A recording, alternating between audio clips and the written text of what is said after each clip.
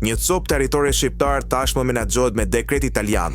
Në nëntor të vitit 2023, kryeministri Edi Rama nënshkroi me homologën italiane Giorgia Meloni një marrëveshje për ndërtimin e një qendre në Shqipëri për strehimin e deri në 3.000 emigrantëve afrikan, me qëndrim deri në 30 ditë. Kjo u quajt një bashkëpunim strategjik. Por të premten, qeveria italiane miratoi një dekret që ndryshon në mënyrë të njëanshme marrëveshjen, duke shndruar qendrën në Gjadër në një qendër të përkohshme të riadhesimit, ku emigrantët mund të mbahen në 18 muaj. Ministri i Brendshëm italian Matteo Piantedosi deklaroi se qendra do të funksionojë si pjesë e rrjetit PCR-ve italiane pa shtesa buxhetore. Vendimi u mor pas rrëzimit nga gjykata italiane të marrëveshjes së mëparshme Rama Meloni si të palishme.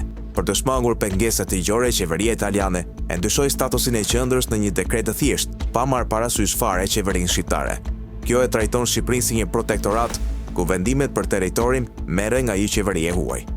Nga ana tjetër, kryeministri Edi Rama nuk ka dhënë asnjë reagim për këtë zhvillim. Nuk ka dhënë asnjë sqarim për qytetarët shqiptar përse refugjatët, që fillimisht do të qëndronin vetëm për 28 ditë, tani do të mbahen për 18 muaj. Mediat italiane raporton se qendra në Gjadër pritet të zgjerohet dhe transferimet e refugjatëve do të nisin menjëherë pas votimit të dekretit në fletorën zyrtare italiane.